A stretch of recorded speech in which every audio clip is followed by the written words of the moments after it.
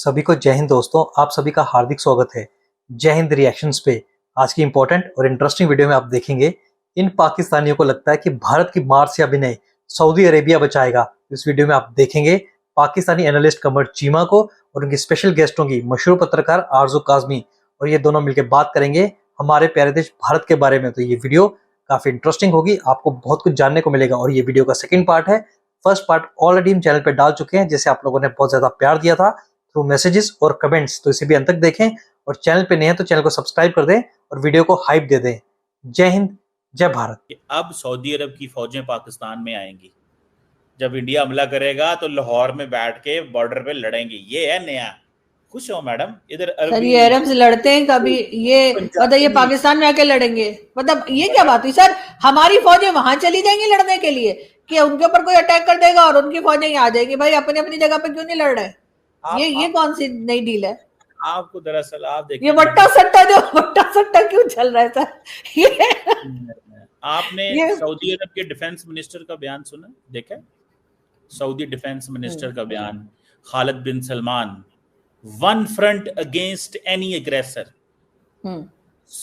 Kingdom of Saudi Arabia and Pakistan always and forever, always and forever. Madam आपको तो यहाँ पे ना छलांगे मारनी चाहिए इस कुर्सी पे बैठ के कि सऊदी अरब जो आलम इस्लाम का लीडर है 57 मुल्कों का, भाई जैसा तैसा उसकी गेम तो है ना दुनिया में सऊदी अरब, ठीक है?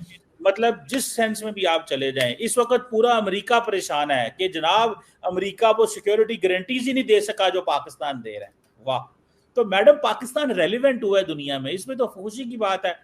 टेंशन तो अच्छा, मजे की बात है, इंडियंस कहते हैं हमें पता था पहले, वो सही कहते हैं। बाय द वे मैंने भी इसके ऊपर चेक किया है, वो सही कहते हैं, उनको पता था पहले इस चीज का कि ये चीज आ रही है। अमेरिकन को भी पता था, सबको पता था। तो अच्छा है ना, हम सबको एतमाद में लेके सिक्योरिटी पार्टनरशिप कर रहे हैं। अमेरिका ने कोई स्टेटमेंट जारी नहीं की, मैंने कहा गुड, एंजॉय। नहीं सर, अच्छी बात है, लेकिन साथ ही ये भी है कि हमें इस चीज को भी तो देखना चाहिए ना। हम हर जगह पर वो इस्लामिक बम और इस्लामिक जो है वो एक लीडरशिप एक अलग सा ब्लॉक क्यों बना रहे हैं? ये जो हमने एक मुस्लिम उम्मा वाली नौटंकी शुरू कर रखी है हर जगह पर जाके, और जी हमारी तो जी जो वो जिसे कहना चाहिए ना कि हम हर चीज के अंदर रिलीजन का चूरन जो बेचना शुरू कर देते हैं, कि वो भी अभी सोशल मीडिया आपका जो भरा पड़ा है उसमें भी यही है कि जी अब हम यहूदियों को भी मजा चखा देंगे, अब हम हिंदुओं को भी मजा चखा देंगे। ये तो माइंडसेट है। उसके बाद आप बल्कि सऊदी अरेबिया और इस तरह की कई कंट्रीज ने तो सर मोदी जी को अवार्ड दे रखे।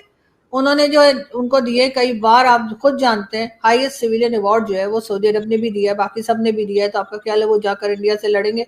भारत के साथ उनके कई तरह की डील्स चल रही हैं, कई तरह के काम चल रहे हैं। आपने सिर्फ यही एक माइंडसेट क्यों बनाया है कि कुछ भी होगा तो भारत के ऊपर सऊदी अरब अटैक कर देगा? मुझे तो नहीं लगता कि सऊदी अरब भारत पे अटैक कर देगा। मैंने तो आपको मोहम्मद बिन सलमान के भाई की स्टेटमेंट सुना दी है, अभी भी आप खुश नहीं है?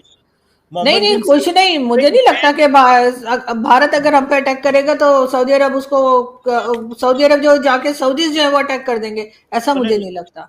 चले आप देखें, आपकी और मेरी तो कोई वैल्यू नहीं है, हम तो नॉन एंटिटी है, ठीक है? मैं जो मर्जी कहते रहूं उससे क्या फर्क पड़ता है, और आप भी जो मर्जी कहते रहे। मोहम्मद बिन सलमान का भाई जो सऊदी अरब का डिफेंस मिनिस्टर है, अगर वो कुछ कहे तो फर्क पड़ता है कि नहीं पड़ता? जरा बताइएगा, फर्क पड़ता है? हाँ नहीं, फर्क पड़ता है, लेकिन वो कहने में और करने में फर्क होता है। मैं यही कह रही हूँ कि जब उनके इतने टर्म्स हैं कि वो अपने हाईएस्ट सिविलियन अवार्ड दे रहे हैं पीएम मोदी को, तो वो अटैक क्यों कर देंगे? अच्छा, मैं मोदी जी से कहती हूँ, मोदी जी एक छोटा सा 2-4 जो है ना ड्रोन जरा मार दे, मैं देखूं सऊदीज जाते हैं कि नहीं। मैडम उन्होंने ड्रोन मार के मरना है, उन्होंने अगे उन्होंने जो तमाशा लग्या उत्थे ड्रोन मारना है, अगे साह नहीं आ रहा। मोदी साहब अगे क्लैरिफिकेशन दे रहे हैं, आज तक सवालों के जवाब नहीं दे सके।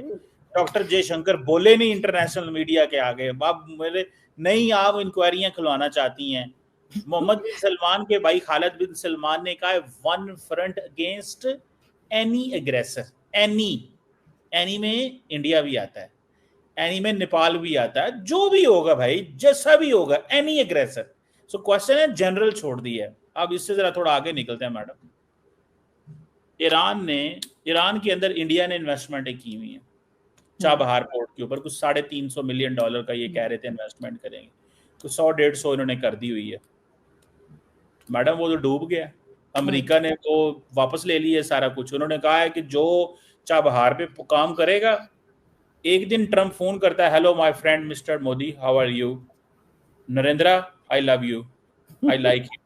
You are great man, I like you. अगले दिन सैंक्शन कर देते हैं, ईरान के साथ कारोबार किया तुम्हारी कंपनियां डूब देंगे। और मजे की बात सुने, ये ट्रम्प ने फैसला किया था कि जनाब, और ये इंडिया ने बेसिकली गेम क्या की, उन्होंने कहा जनाब हमने चाइना का मुकाबला करना है, हमें ईरान के करीब होना है, और चाइना का मुकाबला हम कर लेंगे, तुम ये इधर निकलो, ईरान से निकलो। अब मैडम इंडिया क्या करेगा? पहले रशिया से कारोबार करता है, उन्होंने सैंक्शंस कर दी। अब इंडिया ने ईरान के साथ कारोबार कर रहा है, फिर सैंक्शंस कर दी। कैसे देखते हैं American policy on India? India मुश्किल में है, कंफ्यूजन है। ट्रंप ने जो है वो फैसला कर लिया हुआ है कि इंडिया के साथ ऐसे ही चलना है, ऊपर ऊपर से अच्छा बर्ताव करो और नीचे से जो है वो अपना काम करते रहो। What do you make of that? और इंडियंस गुस्से में हैं या खुश हैं इस वजह से? नहीं देखिए सर, अब खुश तो मेरे ख्याल नहीं होंगे। और ये सैंक्शंस वाली बात तो पाकिस्तान के साथ भी हुई थी, जब हम लोग वो गैस पाइपलाइन पे काम करना चाह रहे थे ईरान के साथ, तब भी सैंक्शंस की बात आ गई थी और यही कहा गया था कि नहीं, पाकिस्तान नहीं कर सकता और अगर किया तो फाइन लगेगा। और दूसरी तरह से ईरान तकरीबन 18 billion, if I am not wrong, 18 billion dollar जो है वो ईरान कह रहा था कि पाकिस्तान पे लगा देगा फाइन अगर कंप्लीट ना किया। तो वो तो सैंक्शंस हैं। मुझे तो खुद समझ नहीं आ रही थी जब ये चाबार पोर्ट का काम शुरू हुआ था कि भारत कैसे कर रहा है। और इवन डॉक्टर जयशंकर का आपने नाम लिया, उनके और दूसरे उनके जो मिनिस्टर्स हैं उनके स्टेटमेंट्स भी आए थे कि हाँ हम काम करेंगे। और 10 साल के लिए लीज पर भी उन्होंने ले लिया था भारत ने चाबार पोर्ट को। ये सब कुछ चल रहा था, लेकिन यहाँ पर ट्रंप का रोल जो है उसको आप इग्नोर नहीं कर सकते कि जो इस वक्त प्रेसिडेंट ट्रंप जो है वो इस वक्त यकीनन भारत से कुछ अपसेट हैं और एक तरफ बात भी करते हैं और दूसरी तरफ फिर कोई और उल्टा स्टेटमेंट दे देते हैं। उसकी शायद रीजन ये भी है कि चाइना के साथ भी भारत अपने टर्म्स जो है वो ठीक करने की कोशिश कर रहा है या चाइना के साथ बात करने की कोशिश कर रहा है, तो इस वजह से भी। लेकिन डोनाल्ड ट्रंप अगर निकल जाते हैं, अभी अगर भारत सह जाता है कुछ अरसे, प्रॉब्लम्स तो सभी कंट्रीज में आती हैं, ऐसा नहीं है कि सिर्फ भारत के ऊपर ही आई है, लेकिन अगर कुछ अरसे के लिए भारत अपनी इन प्रॉब्लम्स को फेस कर लेता है तो फिर ट्रंप ने तो जाना ही है। और ट्रंप अगर जाएगा तो ट्रंप के जाते ही जो है वो कई चीजें जो है वो और तरह से हो जाएंगी, ये भी लोग सोच रहे हैं। और ट्रंप की अपनी जो कैबिनेट है वो भी ट्रंप के फैसलों से। अरे दोस्तों, मिलके पाकिस्तान को मुबारकबाद दो यार, इनको नया बाप हुआ है। जी हाँ, जैसे बाकियों को नया बच्चा होता है, इनको नया बाप हुआ है, क्योंकि कुछ सालों के बाद पाकिस्तान अपना बाप बदल लेता है। जैसे पहले अमेरिका था, फिर चीन हुआ, अब पाकिस्तानियों ने अपना नया बाप सऊदी अरेबिया को बना लिया है। अच्छा, वो सऊदी अरेबिया जिनको ये पाकिस्तानी मिलके कुछ महीने पहले तक गालियां देते थे कि सऊदी अरेबिया ने इस्लाम का नाम खराब कर दिया है, वो इस्लाम के हिसाब से, शरिया के हिसाब से नहीं चलता, वहां पे तो नाइट लाइफ है, वहां पे तो लोग आजादी से जीते हैं, वहां पे तो औरतें भी खुश रहती हैं, पर ये सब तो इस्लाम में होना नहीं चाहिए। तो पाकिस्तानी मिलके सऊदी अरेबिया को गालियां देते थे, आज सऊदी अरेबिया को अपना बाप बना लिया और सोचते हैं भारत के खिलाफ सऊदी अरेबिया इनको बचाएगा। और जानते हो चीमा, अमेरिका ने भी इसके ऊपर कोई स्टेटमेंट क्यों नहीं दिया? क्योंकि वो सब जानते हैं कि इसका कोई मतलब नहीं बनता। जब पाकिस्तान की ठुकाई होगी तो कोई सऊदी अरेबिया क्या, कोई भी देश पाकिस्तान को बचाने नहीं आएगा। और जो तुम बार बार मोहम्मद बिन सलमान के भाई की स्टेटमेंट की बात कर रहे हो, वो सिर्फ एक बयान है। चीमा को आज तक ये समझ में नहीं आया पाकिस्तान जैसे देश में रह के एक पॉलिटिशियन या फिर एक रूलर का बयान सिर्फ बयान होता है, उसको अगर जमीन पे उतारना है तो उसके लिए पिछवाड़े में दम चाहिए, जो पाकिस्तानियों में भी बिल्कुल नहीं है। और वैसे भी चीमा एक बात बताओ यार, तुम तो कहते हो पाकिस्तान की आर्मी, पाकिस्तान की एजेंसी नंबर 1 है, तो फिर पाकिस्तान को किसी और देश की जरूरत क्यों है? पाकिस्तान तो भारत का अकेले ही सामना कर सकता है। तुम तो कहते हो कि हमें किसी की जरूरत नहीं थी, हम भारत को अकेले ही मजा चखा देंगे, तो अब फिर तुम दूसरे देशों को बीच में लाके क्यों इतना खुश हो रहे हो और दूसरे लोगों से गुहार लगा रहे हो, दूसरे देशों से भीख मांग रहे हो कि हमें भारत से बचाओ, हमें भारत से बचाओ? बताओ चीमा, क्या चक्कर है? और साथ में चीमा, मैं तुम्हें बता दूं यार, तू ट्रंप की चिंता छोड़ दे। ट्रंप और मोदी जी आपस में चीजों को सुलझा लेंगे, आपस में बातचीत कर लेंगे। यार तुम अपने औकात के हिसाब से नाम लिया करो, ना तो मोदी जी का नाम लिया करो, ना ट्रंप का नाम लिया करो। तुम्हारी औकात से अमेरिका भी दूर है और भारत भी दूर है। तुम अपनी हैसियत की बात क्या करो, जाके किसी सोमालिया वगैरह से कंपैरिजन क्या करो अपना। वैसे तो खैर ऐसी बात होनी नहीं चाहिए कि अगर भारत के ऊपर किसी किस्म की प्रॉब्लम आए तो पाकिस्तान में कोई खुशी मनाई जाए, या पाकिस्तान अगर किसी तरह के किसी प्रॉब्लम में या मुश्किल में फंसता है तो भारत में उसका जश्न मनाया जाए। मेरा ख्याल है दोनों कंट्रीज को इसमें से निकलना पड़ेगा। अगर हम लोग थोड़े इतने मेच्योर हो जाएं कि पाकिस्तान के ऊपर भी अक्सर प्रॉब्लम्स आती रहती हैं, तो उस पे भारत का मीडिया या भारत के लोग खुशी ना मनाएं, और अगर यही चीज हम करें कि अगर भारत के ऊपर कोई सैंक्शन लग गई है या चाबहार पोर्ट या किसी और चीज को लेके प्रॉब्लम आ गई है, तो हमारे यहाँ से अगर हम ढोल ना बजाया करें, क्योंकि वही कहते हैं ना कि वो दुनिया गोल है तो वो पलट के कभी अपने ऊपर भी आ जाता है, तो बहुत सी चीजें इस रीजन में ठीक हो जाएंगी। कई चीजें हम ठीक कर सकते हैं। अगर हम किसी के साथ हमदर्दी नहीं दिखा सकते तो कम से कम पार्टी तो ना करें उसकी परेशानी पे।